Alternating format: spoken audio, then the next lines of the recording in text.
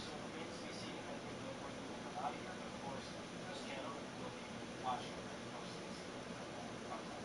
Now, by the time you're watching this information will unfortunately be useless to you probably. But more PlayStation 5 Hero are said to be available today across the US, UK, and Canada. Multiple stores, online, also in person. And Sony's also sent out a second week of invites for their invite-only system for their fulfillment centers. The consoles are probably already accounted for. As of notice right now, overnight, people are waiting outside to secure these units. There's not many to go around. There's very low availability. To start with GameStop, which is what I initially tried to set up, they told me they were 5 to 10 consoles, depending on how large the store actually is. That was the case for most of the stores as well that put an application. And we saw this with Series S and X, where there was notice for them as well. So online stores are getting pretty hard.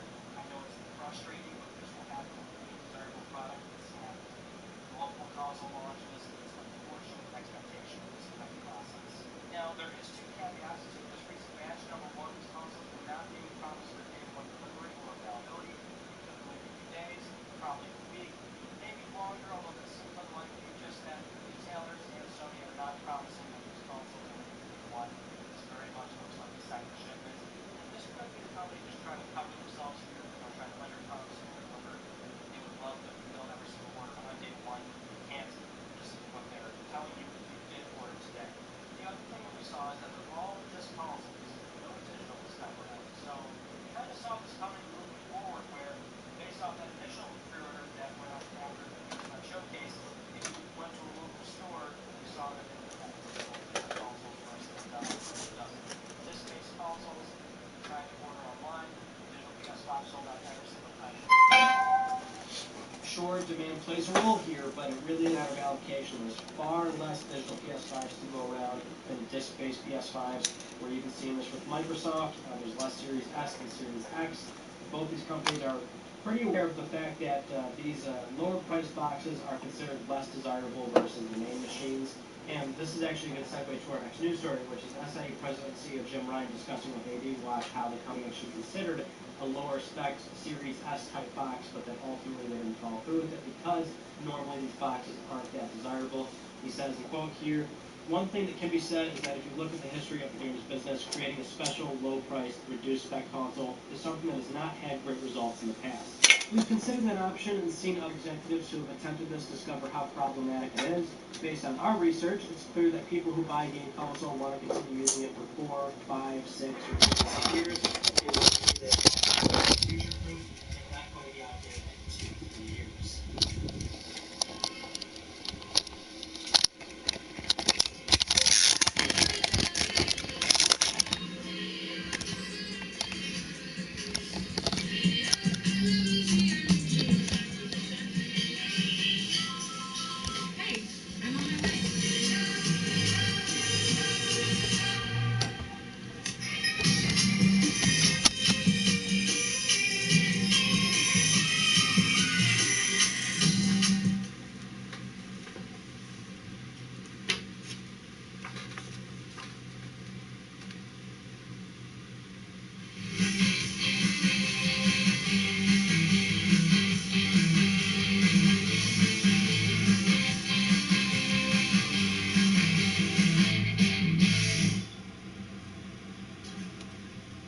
Now, it's worth pointing out some of the differences here. It does get rather confusing when we consider the fact that the digital edition PS5 is still a PS5, just no disk drive. Series S really is a lower spec box, and that's how it gets to such a low price point. And then Jim Ryan's quote mentions how we've seen these things before and they don't work out, but he's referencing something like Series S, which we've never actually seen something like Series S and X, where you've got 2 different boxes with different technical specifications. I think his quote is more broadly talking about what we have seen before, which are value day one boxes. Things like 20 gigabyte PS3, Xbox 360 Arcade. I believe there's also an entry Wii U model. PSP, I think, also had one. Vita as well, although that might be our outlier there because the cellular Vita was phased out and the Wi-Fi model was there to stay. But otherwise, generally speaking, we have had multiple SKUs on day one, and almost always you're buying within the first 6 months to a year. You're an early adopter. On average, you're willing to pay more money, you want the latest and greatest, and so you're inclined to buy the higher priced box, and that's why they're almost always, the entry-level machines are phased out. And so for something like this, while the context is a lower spec box like Series S, this relates quite well to our previous news story. This is why we're seeing less digital PS5 versus this console. This is why there's less Series S versus X. Microsoft and Sony are fully aware of how entry-level boxes have done in the past, and so they are expecting these consoles to be low volume, at least right now. And this is a sentiment I've shared previously as well. I fully expect the digital edition PS5 to be low volume compared to the disc-based console. We may never get a full breakdown disclosed to us. I hope they do, but Sony has never given us a breakdown of PS4 versus PS4 Pro, just a ratio. Microsoft, same deal. They don't disclose numbers, but that's because X1 numbers were never very good to begin with. So, it's tough to judge right now, but we do have allocation numbers, and that's why. If anything, we can also learn from this quote that Sony evaluated a lower spec PS5, and that might tell us that we may not see that PS5 Pro. If they were willing to release a box that was a lower spec than PlayStation 5 right now, just like with what Microsoft did go ahead with, this might tell us that there's not much room left for doing a mid-cycle update, just in terms of cost of actually producing the box, but also the returns that you would get on a machine 3-4 years down the road. It might not even be remotely worth it from a standpoint. But anyway, moving on to our next news story. If you remember, we were talking about some PS5 placeholder box art for some of Sony's PlayStation Studio titles, and it looks like some of them were actually real, the final art for Demon's Souls, Destruction All-Stars, and Sackboy Big Adventure. I am totally okay with because I thought Demon's Souls looked fantastic. There's still GT7 we had as well, and Horizon Forbidden West, but those games are further out, so that art may not be final. Potentially it is. Remember, for GT7 we were hearing that Polyphony Digital was actually asking fans what they'd like to see on that box art. But either way, cool to see some kind of art for some PlayStation 5 launch titles.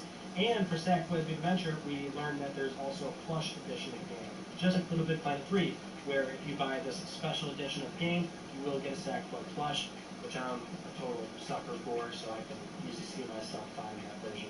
Next up, a few sites have been reporting this, but one of Samsung's newest SSDs, the 980 Pro, might actually be compatible with PlayStation 5. It's a PCIe 4.0 NVMe M2 drive, and it's looking like it has the read-write speeds for PlayStation 5 compatibility. Just that the last time we heard from Sony on this, we did get confirmation, yes, you can use third-party drives, which is great, so that they would need to provide a list of drives that are compatible, because one, it needs to have the read-write speeds for PlayStation 5 at a minimum, and two, there is no standardized dimensions or form factor for M2 drives right now, so certain drives might not even physically fit in PS5. And it's not just this one. There are a few drives that are now hitting the market that will, in theory, work for PS5, just that, as of right now, we do need to wait for Sony to actually tell us what drives will work. So don't order this, don't order other drives. Hopefully Sony will disclose that soon. We just saw this week Microsoft confirmed the pricing for those expandable Seagate drives that look like little memory cards, so it's more proprietary, just you have to buy that, you can't use third-party drives.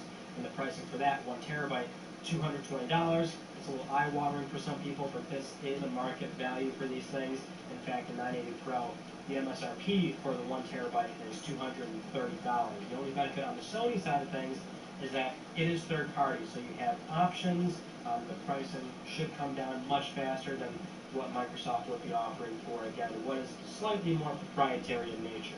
For our next news story, it was kind of a strange left field announcement. Sony will be letting some Japanese YouTubers play PlayStation 5 as part of the Try PlayStation 5 on YouTube Gaming Week. So starting from October 4th, many popular channels in Japan will get access to PS5. There's no concrete details on what games will be there, how much gameplay, any UI demonstrations, nothing like that, right? And that's what's a bit off-putting about this, or rather just out of place, because normally if there's any major PlayStation product announcements for PS5 or just products in general, it almost always goes through Sony's US channels. Nowadays, PlayStation is a westernized company, and so despite the recent globalization efforts, if there's anything major from this live stream, it would be strange to place it there and not, let rooftops from some US channels. So one or two things will probably happen here. Either they have access to something. You got what to go to? A viewing? Yeah. Damn. Or if it is, I feel we'll you. just find out about that stuff Damn, that's crazy. Black Scranton got an event over there in the town tonight. They're gonna invite you out to that. If it start at 7. Um, so if you wanna come out and chill with that shit, that's what's up. But if you go to the viewing shit, I absolutely understand that shit, bro. Which is PS4, PS5 upgrades. Maneater is confirmed. So At 7, yeah. that hilarious shark game. The more It's I watch it, the more I really want to play. I think at 9. PS5 getting But 4K, we, 60 FPS. I gotta get the address again. You know the gallery I'm always at, Alpha Gallery. All good to go on that front. Unfortunately, we did get confirmation from some Yeah, about what the deal was yeah. with the 2018 Spider-Man. Yo, they took that shit from us, bro. They moved it. The dude. Will not be Yo, and yo, first we had it's 3 stories, and since I've been there, we had the first and second floor, and the third floor was nothing. It was just like storage and shit. And then when the dude bought the building a couple years ago, he was like, "Look, I'm gonna do something on the second floor. Y'all can't come up here no more. I'll let y'all stay on the first floor and do your little art shit, but I'm gonna do something on the second floor." This motherfucker never did nothing with that shit, yo, for like years now. And then like this year, I ain't even. I mean, nobody even told me. All I seen was on our Facebook page. It was like Alpha new location. I'm like, new location. That motherfucker to kick everybody out the building, bro. So I gotta get. I think it's on Adams Ave. It might be on Adams Ave or Linden Street. One of them. It's in the email I got though. But I ain't even been to the new spot yet. It's gonna be my first time going there too. But yeah, he kick us out the building, bro. We won't be at that shit no more. Really sucks here is that it's probably gonna be $20 on the At first he said he wanted to do like a fencing studio or some shit, like motherfucking sword fighting. Really strange considering that they're offering free upgrades for free currently announced PS4 and PS5 games, Sackboy Adventure, Miles Morales itself, and then Horizon Forbidden West. And that game's gonna sell millions and millions of copies. So it really seems as though they just don't want to have to entitle a back burner of millions of people. Rather, they'll be willing to do it when a game launches, but not a back catalog of those that would move from PS4 to PS5. It's disappointing that this is the route they've chosen. One that I really hope that they reconsider. Next up, recently on the Triple Podcast, Jason Schreier, who's now a reporter at Bloomberg, formerly at Kotaku, normally very reliable with this stuff, mentioned how for Final Fantasy 16, the game has been in development for at least 4 years in some capacity, and that the game actually is coming much sooner than people think.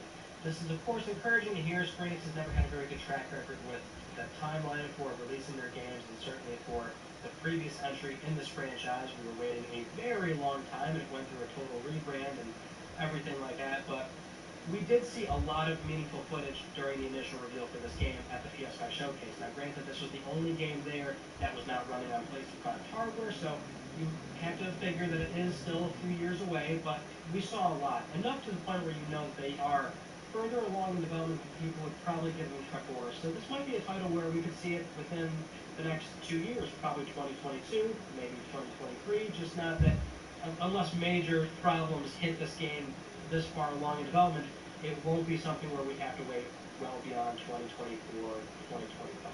For our next rumor, this one comes from the YouTube channel Red Gaming Tech, where normally they cover hardware-related leaks and announcements, and apparently their track record is very good. But for something like software, they even admit they don't normally cover this area, but they're working towards it. Anyway, this one started with a recent era post where one user claimed that MGS 1 and 2 were coming to PC again, and this is where he went ahead with this video mentioned that he also has a source claiming that Metal Gear Solid 1 is in fact being completely remade for PlayStation 5 and PC as a PS5 Call exclusive, and it is a full-blown remake, not necessarily a port or anything like that, but for MGS 2, 3, and 4, that would in fact be more in lines of a port, possibly a soft remaster, an HD upres or frame rate bump, things like that. And also, he alleges that Bloodborne is also real coming to PlayStation 5 and PC, and that is very far along as well. Now, this is not the first time we've heard about Bloodborne. If you remember back in June, there was a rumor from Casey Explosion on Twitter. This is when they promised they would make a charitable donation to whatever charity the person that stepped forward chose, or something like that. But essentially, somebody did step forward, confirm the information that Bloodborne is real, then Casey Explosion went ahead and made the donation. Red Gaming Tech mentions that for Bloodborne, it would include a lot of the cut content or additional content that we saw from what was data mined previously. We know that Bloodborne had a lot of cut content or unfinished content. essentially that this could be part of the PS5 PC version coming in. You know, nowadays when it comes to rumors, I just try to be very picky about this stuff and what we talk about here. There's no point in getting people riled up or humoring these rumors when 99% of the time they have no chance of actually being true. And so going into things like these, I like to see multiple sources. I like to see the probability that it could actually happen, some potential. Does it sound believable? This, that, and the other. And so for something like this, it's on the cusp.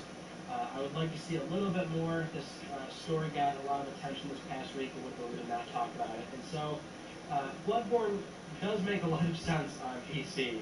I mean, that actually fits the bill perfectly for Sony's current evaluation process of doing more PC releases. You can see a lot of out on PS Plus. A lot of sense, especially for a PlayStation 5 version where we could see 60 frames per second. Metal Gear Solid, there's been murmurings about a PlayStation Classic back, but that's more an area where I haven't seen anything to suggest that that's really going to happen. But if we look at the risk totem pole here, it's lower compared to building a sequel or building a brand new IP. If you can get a competent port studio to handle these games, then the risk profile is much lower than some of those other examples, right? So it's reasonable to expect that we could see older games being remade or ported.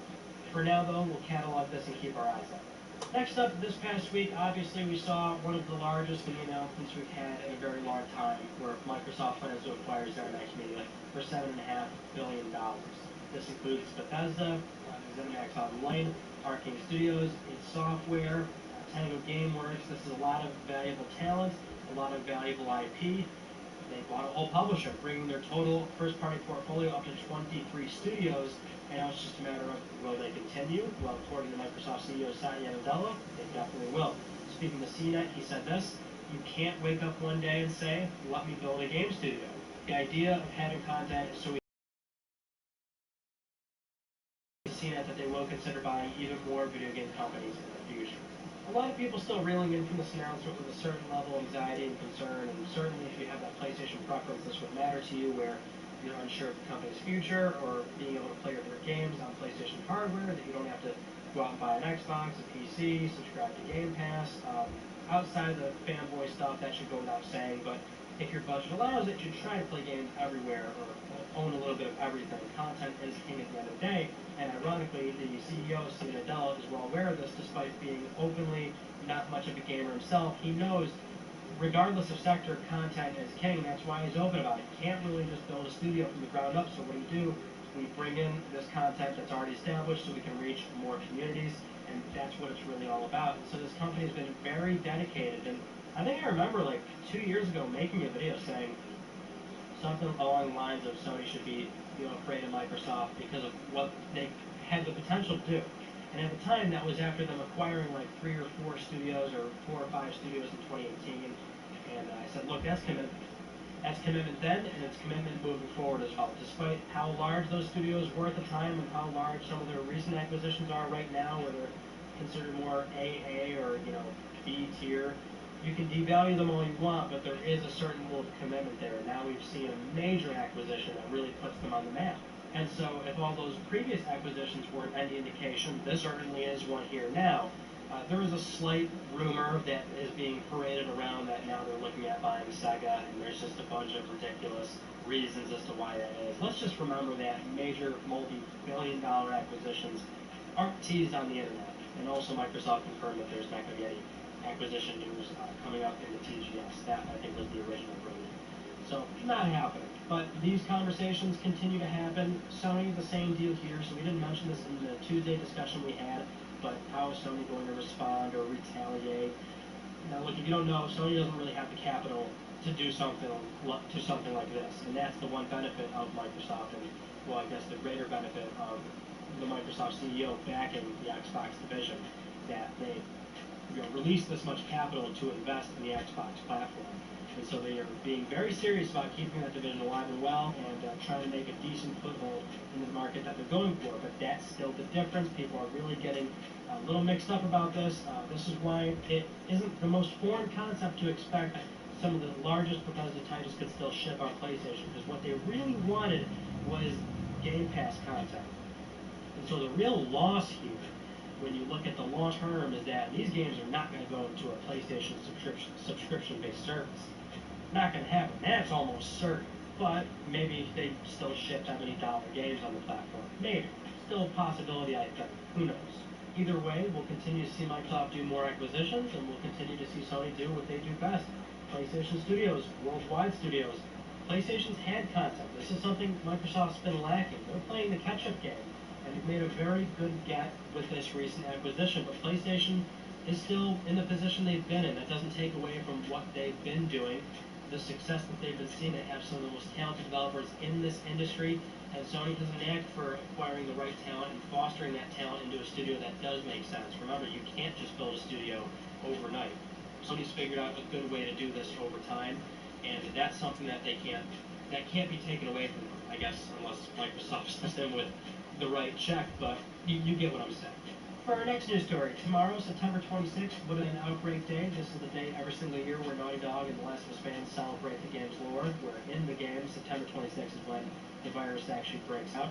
And nowadays, it's not super appropriate to call it Outbreak Day. Naughty Dog sees that, so that's why they are rebranding it from Outbreak Day to The Last of Us Day.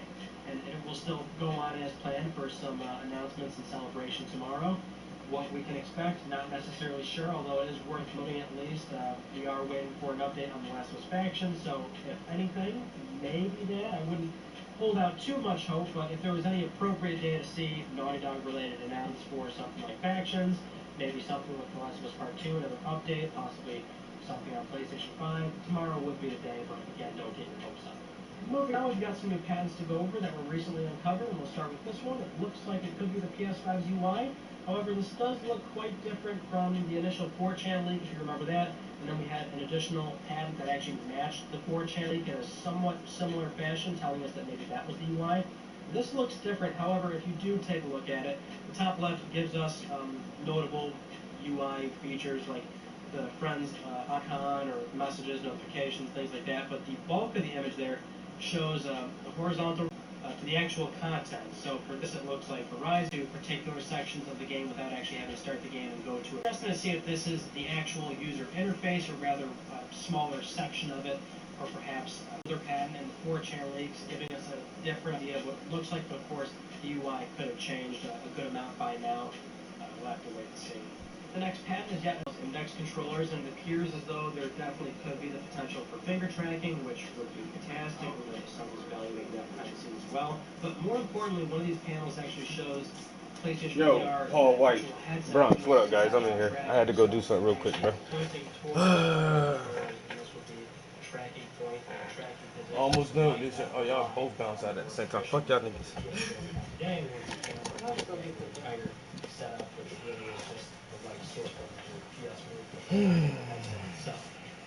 My bad, guys. I was talking. Much more ideal, works a lot better, gives you that movement of freedom, much more reliable backing, which really works with this. And while nothing is guaranteed when it comes to patents, this is really getting me excited for what could be that next generation PlayStation VR. Now, with all of that out of the way, it's time to get to Let's Talk Plus, the weekly Let's Talk PlayStation giveaway, where one of you can win a $10 PSN code. I'd like to congratulate this viewer right here. I'll be contacting you very soon via email or Twitter. If you would like to win a $10 code, it's very easy. Follow the link down below. We do this every single week on Let's Talk PlayStation, supporting this channel a number of ways to gain an entry, and I'll announce the winner next week because I'm trying to pay for your games. Those are all the news stories that I want to talk about you all. On Saturday, we had a minor update to PS5 pre-orders and a bunch of pictures of the console in real life, which was great to see. And then on Tuesday, we also had our lengthy discussion about Microsoft and Bethesda, so go check that out. We discussed way more there than we did here just now. Moving forward, though, we're locked and loaded on the PlayStation 5 at this point. I've got a handful of videos that aren't PS5 related, but anytime some videos go up, there's little interest, so I'm finding it tough to figure out a place of where to upload those, not next to the PS5 videos, because that kind of looks silly.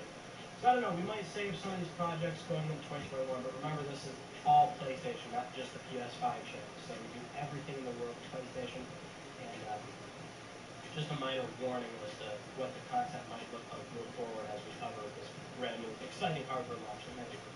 Until then, though, that's it. That concludes this week's episode of Let's Talk PlayStation. I'm not going to go so much talking with me, and I will see you all next Friday.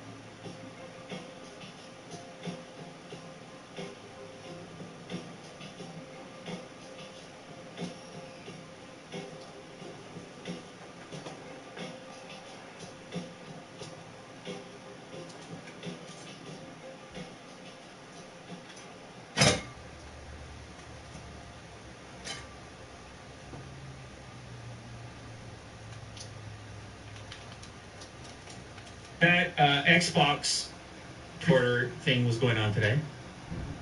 Series X, Series S, don't you forget it. And they had their own, it was kind of like the PlayStation thing, bit of a fiasco. Yep. It was the same. I saw people tweeting with their screenshots. I got it. I did a lot more. I didn't get it. A lot more website crashed. The Microsoft website itself showing sold out for a period of time. This next-gen gaming stuff. People are going wild. Well, they only have one chance to, pre-order on launch day. Best Buy, GameStop, Microsoft Store, all suffering issues. Walmart suffering issues, experiencing issues. Actually, it looks like Walmart might be the best spot at the time. They're the least amount of issues and reports on the downdetector.com getting smashed with pre-orders. Now, obviously, I don't know which of the two consoles is more popular. What do we have to go on? If you can knock down all the sites, I guess it's a lot of interest. And weirdly, the way they lined it up, I swear, PlayStation was originally game supposed to go shortage is later. so fucking stupid, yeah. But who was supposed to go Why the second? fuck Was their kids don't Microsoft always stock expecting enough to go games? second? It's an odd play. I've been thinking about the strategy here. Do you want to go first or second for the pre-order? I want to go second, really. Me? Yeah, you. If you're Microsoft or you're Sony, do you want to go first or second? I'll go second. I would say first. You want to go first, right? Yeah. No. Because look, you can buy it right now. I want to see what everybody else is really competitors trying are to buy, yo. Right? So, I mean, it's only a day, but I guess that it matters. Either way, it doesn't appear to have affected the demand here. The Series S, I think a lot of people interested in that because of the low price point. So whether they go first or second on that, if you only had $299 to spend, you were waiting for this pre-order anyways. Maybe there's more crossover than we think. Maybe there's more people that are getting both of these, Will, because they're so into gaming in 2020. It's all about the next generation. We'll do a quick update for you. Let's check a couple places. Let's see what's going on. What is Microsoft saying? Are they in stock? Can we pre-order right now? We do a live check on this. This is of course a little bit later. All right, you click the What's the pre-order date? The button. 24th? Select a retailer. Okay. Yeah. Okay. 23rd? Okay. So Microsoft website out of stock. 25th? He has Amazon, the pre-order button, Best Buy pre-order, Walmart, the EB Games. Of course, we're in Canada. That'd be GameStop in the U.S. Try Amazon. Let's see what Amazon says. Nothing. No pre-orders. No. Redirection I try every day. Unavailable. Unavailable. We're cooked everywhere, man. Yep. Let's see what Best Buy says. I've tried for the last 3 days. We're so cooked. You're not getting this. That they keep saying, It's such a we're going to crazy- put out in more fact, units for once pre-order. you can't get it, you even want it catch so that much shit, more. yo. You have Sold to it, be shipped, online and 24 hours a not- day until that shit pops up. not a As soon as it stock, not pops up, available, they're gone. no ad. Like It's what? immediately. yeah, I There's remember. no way I can stay online that when long and wait the for clock hit that 11 shit. a.m. I try to go to the Best Buy site and it crashed. Yeah. The whole site crashed. Yeah, I mean, like I said, IG went in there and they actually were tracking on Down Detector, the site's going down. Yeah. Apparently Walmart was the best for not going down. Maybe, was there a Walmart link there? Yeah, try Walmart, see. Maybe they're still taking orders. But the same thing happened with the PlayStation, where eventually they all just had to stay out of stock. And like I said, did everyone misjudge this, or is this just part of the gig? Is this just how it goes? Did a retailer really expect it, go with it, and then that's it? Yeah. Or maybe they're just selling 100 units worldwide. Keep it low just to increase it. Yeah, I don't know. That's the hype. We don't know. We don't get to see what's actually out there and what the numbers are immediately. We'll find out at a later date, but nonetheless, people are really interested. You know what it is? Well, maybe all the people who couldn't get the PS5 pre-order as well, and they were feeling angry about it, they jumped on this one right away. And then they boomed that one as well. I don't really know, but the fact of the matter is, these are not going to be easy to get. You're going to see the resellers. You're going to have the whole thing going on this holiday season. You're going to have the parents out there driving around, doing weird Craigslist meetups, overpaying, ordering on eBay, trying to be Santa Claus. Mm-hmm. Yeah. And it's the same thing over again. It's gonna be like Turbo Man with Arnold Schwarzenegger. Yeah, or like Remember? What was the No. other toy that took him Like the Elmo? they try to get like this high. Vin just sought yelled. He after, just screamed "Jingle all the way." He just screamed That "Jingle all shit the yeah, way." was sold Jingle All out the Way. everywhere. People Yeah. are fighting for that little Turbo toy. I'm Massive. like, what the fuck? Okay. I mean, you could have said "Tickle Me Elmo." But this Which, is the that was a first big- time that I that was haven't in real life, been able that to was a big- pre-order my that was a console, big yo. I deal. always Yeah, let's see if pre-order my anyone- shit, Let's see yo. if anyone's posting anything. Can't on get eBay one about this stuff. time. And like you said, now Series motherfuckers gonna X. price gouge on eBay and Yeah, look at Facebook that, Market brand and new. offer up From and the all this source other pre-order. So shit. people are already selling the pre-orders Yes. at a markup. They already got It's not a huge markup, whoever but got it's a their markup. pre-orders. Like, yo, you want Pre-sale this order pre-order? confirmed. You know, $900. around $760, which is about a $200 increase on the Canadian price tag of $599 for the Series X. So there's a little markup going on already. This, of course, gets worse the closer you get to Christmas. People get desperate. The kids are asking for it and paying $5,000 for that thing. Jingle all the way. Today's episode of Lou Later is brought to you by LG and the laptop specifically that I've been using for the show for the last month almost. This is, to my knowledge, the thinnest and lightest 17-inch laptop on the planet, the LG Gram. Like I said, months worth of activity. One thing that I like about it, it has the slightly taller screen. For me, sometimes a bit more productive as opposed to the ultra-wide models that are out there, especially in the 17-inch, you know, with the gaming laptops and so forth. They have a deal right now. You can head down to the link in the description here. It's been in a number of videos. The link, it's a bit.ly link. You can click it, and it will take you to this page here where you'll see savings on this model. I believe up to $150, maybe $200. What are the savings, Jack? Maximum savings? Up to $250. Sheesh. Anyway, this thing is so stupid light. You will pick this up and be shook. If you walked over here right now, Will, you'd be saying, "Where's the laptop?" It's that light. So if you're a student, if you travel a lot, and you want the big display for productivity, but you don't want the weight that's typically associated with a 17-inch laptop, this is one way to do it.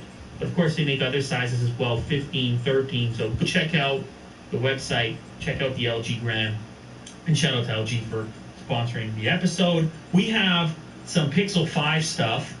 Yes, I don't gotta know, get is this some even spots. new? This thing has been leaked and leaked so much. I need some art Everything is spots. leaking. But there's an event coming up, and it's on the 30th of September. This event's coming up real quick. Official Pixel 5 renders have now leaked. What? Haven't we seen these shots before? Yes. Okay, but I guess they're official now. You got the background on there. We have some specs as well. And I think these specs leak also, but we just continue to sort of confirm what's going to take place here. Additional information and fills out other details. 6-inch 90 hertz display, 432 ppi, 19.5 by 9 aspect ratio, protected by Gorilla Glass 6, which is a one generation upgrade from the Pixel 4. You have a maybe more narrow than expected bottom bezel on the Pixel 5. The housing is going to be made of 100% recycled aluminum with IP68 water dust resistance. I thought at one point some were speculating it might be made out of plastic, so that's an interesting development, I suppose. 4,080 milliamp hour battery, not a huge battery on there, with wireless charging and reverse wireless charging support. Also, you're going to have a 107-degree field of view wide-angle camera at 16 megapixels and the same 12.2 megapixel main camera as before. You can shoot 4K, 60 FPS. Almost none of this is surprising. We know it's not going to be a flagship competitor because it's going to pack the 765G from Snapdragon, 8 gigs of RAM, 128 gigs of storage. I don't know how much that matters. In fact, I've talked on this show previously about how I think it's a smart move for them to approach the mid-range price-wise instead of going out. You know, it's so difficult at the top end. You've got so many players. Samsung's doing what they're doing. I'm folding the phone in my pocket right now. Yeah. I fold it. I put it away. I get so much attention with the fold. People, I'm wearing the mask in the street, and they still approach. They say, "Is that the folding one? Hey there, sir. Is that folder?" Yeah. Happened to me today. It was an older lady. She saw me across the way. She said, "Is that the folding phone? I watched a review on that." I said, "Excuse me." It was an older lady. Didn't expect it. What you know about a folding phone, Grandma? in the I was drive. watching phone reviews on YouTube, boy. Because I'm a big Samsung Pay guy. Yeah. I mean, we've gone over it. Yeah. And they say, what is that, 2 phones stuck together? That's what somebody said to me. I said, no. Two phones. That's what it sounded like. And they were, He got this one Apple phone, like that effect you get with the There's a folding thing. Man, I gotta Microsoft say, phone? Will, I just a forgot what quick it is, side but note. he can only show you the outside. I never When he expected to be opens it this up, into the folding can't- device. They said it's so Really? fucking new. I like, never expected it, and he's now not I am. supposed to show what that shit look like on I'm the inside. into the folding device. Maybe I'll make a video upstairs, a real sit down. Let's talk about what's going on because I think we're getting close. Okay. And the We're getting iPhone closer. 12 is Yeah. supposed to be coming Anyway, out. Pixel 5 will find out more. Price is going to be really important. September 30th. We may or may not live stream the event.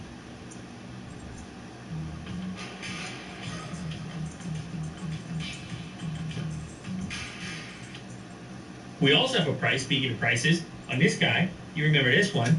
Remember that one. That's the wing with the crazy mechanism. Bang, bang, bang, bang. You know what I'm talking about. Sliding, very addictive mechanism. 200,000 opens and closes, by the way, in case you were wondering.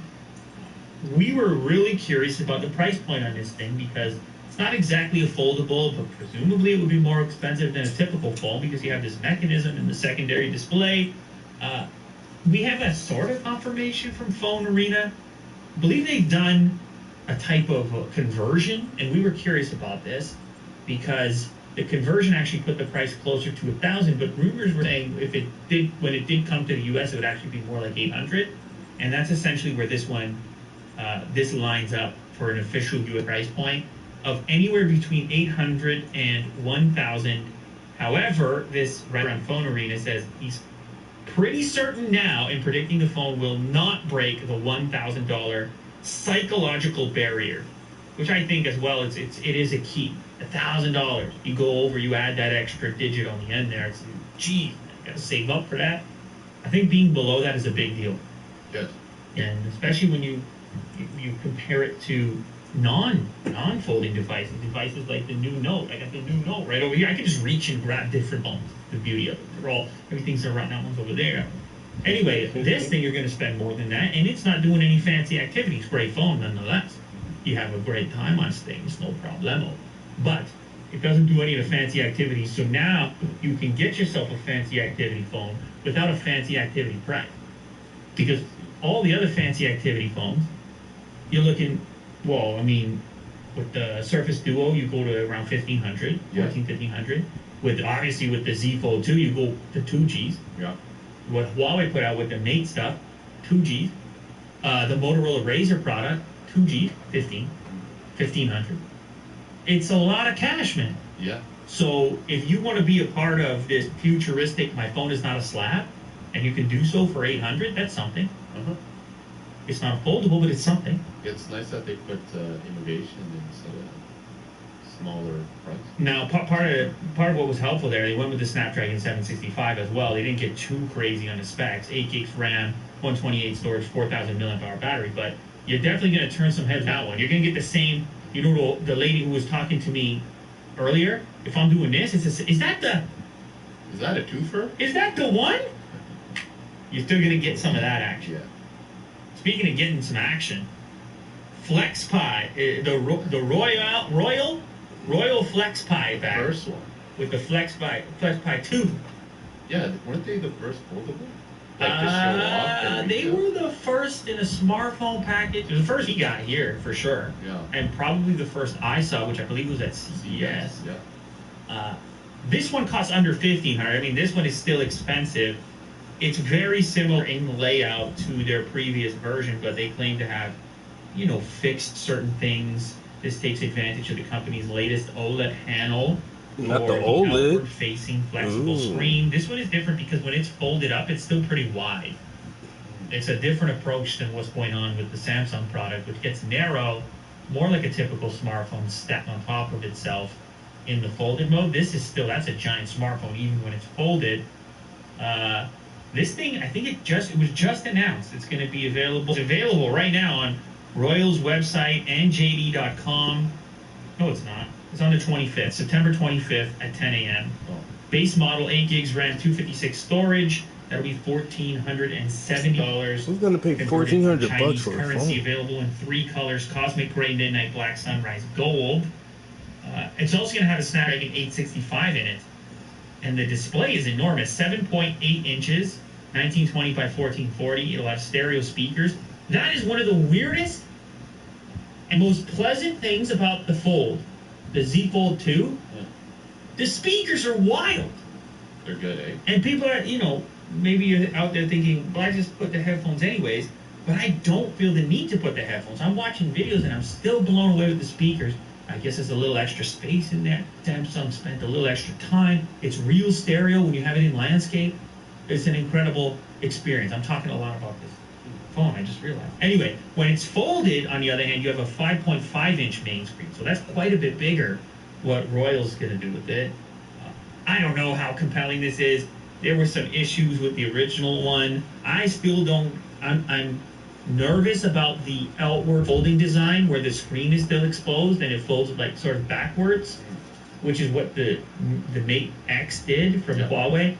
And I never got a long-term sample of that here in the studio. I made a video, but then it had to go back.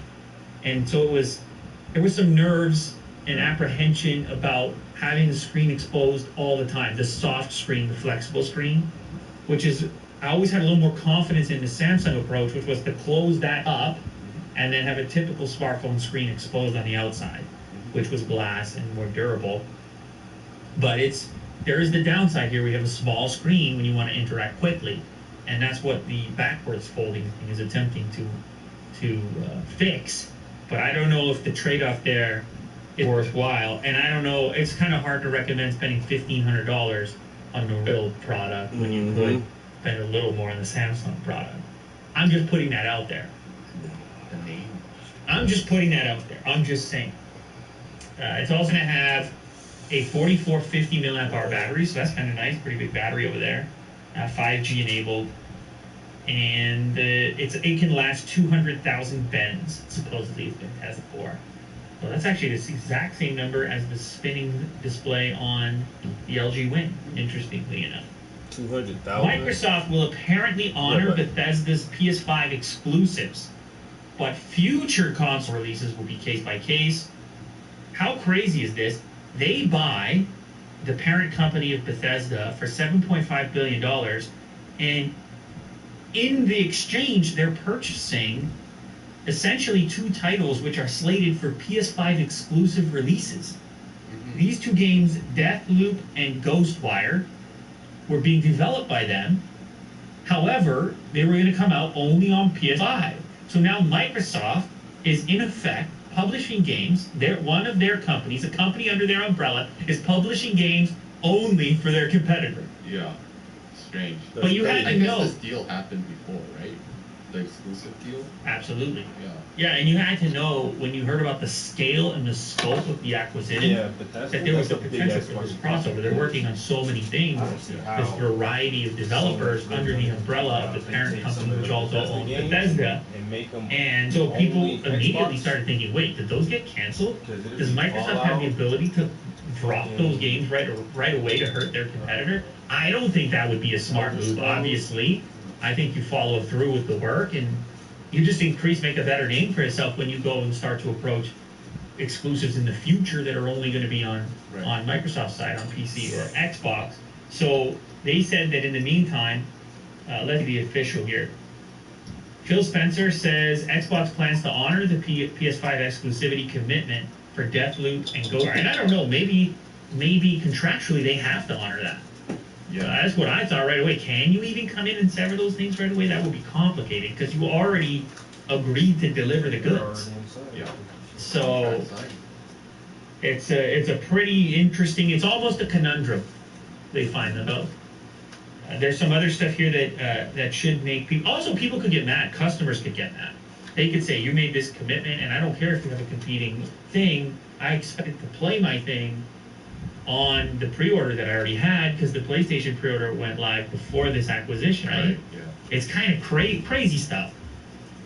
Also, there's been questions around Elder Scrolls, which is a big Bethesda game with the online stuff, and the game will continue to be supported exactly as it was.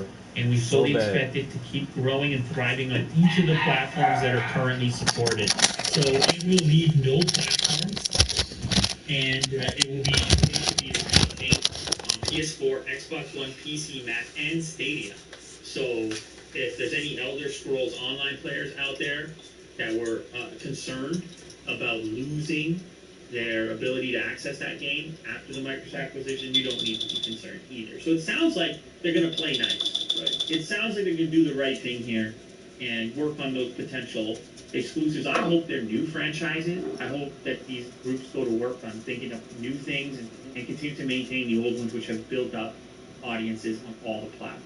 Just my opinion. Have you been following this Spotify news? The Spotify, we kind of covered it very gently when we were talking about Spotify being under attack from the major players, from the big dogs, from the Amazons and the Apples putting out these really competitive products that are coming directly at Spotify and their business. And now there's more inside. Now they got the inside problems. And of course, full disclosure, it's involving Joe Rogan. I've been on his podcast a number of times.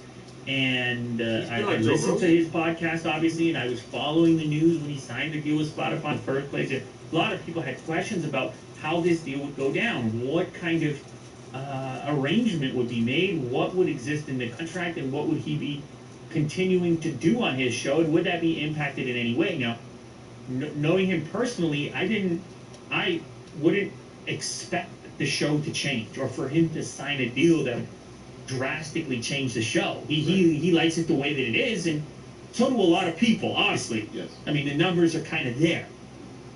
So if you're going to sign a deal with Spotify, you're going to have a piece in there that gives you some kind of autonomy, some kind of editorial control over what you choose to publish. However, that doesn't change the fact when you sign a deal with a big company, you become maybe one of the faces of that company. Yeah. That the members of that company, the employees of that company, have a right to feel whichever way they want to feel. Mm-hmm. And that's what's happening right now, is that it turns out that some people inside of Spotify feel alienated by controversial Rogan podcast moments and guests and things like this. And so the word is, and the report is, that it's kind of a war going on inside of Spotify where some people want editorial control over his podcast, saying we need to listen to it first, we need to be able to edit something out if it's a fact that's wrong, or if it's, I don't know, something we disagree with. It's not an official proposal. And that's it's just why Joe reports Rogan got all the from money, because inside. he don't let In nobody fact, touch his shit. And someone claiming to Spotify be pays him an just to employee of air Spotify his show shows on up Spotify because it's so popular. anonymously Now, how you on want some to message edit his board. shit? What is that, 4chan? He's helping y'all out by just being on probably fucking know where that is. Spotify. It doesn't look like Reddit. What is I that? don't know artists, I know people. I think it's like Spotify. Anyway, so you take it for what it's worth, but it We says need to edit, Spotify but that's why I employees listen here. to Our Joe New York Rogan. office is in He's like, full fuck that shit, uproar fuck against you, Joe I smoke Rogan. weed, I'm The New York drinking on office air, handles most it's of like, the these are my media fucking and the homies, and we're Stockholm having a office. conversation. It's a company based in Sweden, obviously, and Millwell handles most of the That's what he tech. just says. The And I don't CEO agree told with them him all the that time, but he'll he just stay on says the what the fuck platform, he and do. now the New York office wants to He's go not on editing. strike. He won't. So Budge on a it's lot of turned shit, into yo. a whole thing, and I mean, if this You is might to be have to eat believed, for it's it, turned though. into a I'm whole hungry as thing, shit, and so. I'm hoping that inside of the agreement Take a shower. that Joe signed with Spotify, that he has the control necessary to make the editorial decisions, the guest decisions, and all these things without them being involved. I'm fairly certain that's the way the deal will be structured, regardless. The reason I think it's important is because that show has acted as such a wonderfully strange concoction of a variety of guests from all over the place, and there's something about the format, the 3-hour long or 2-hour long conversation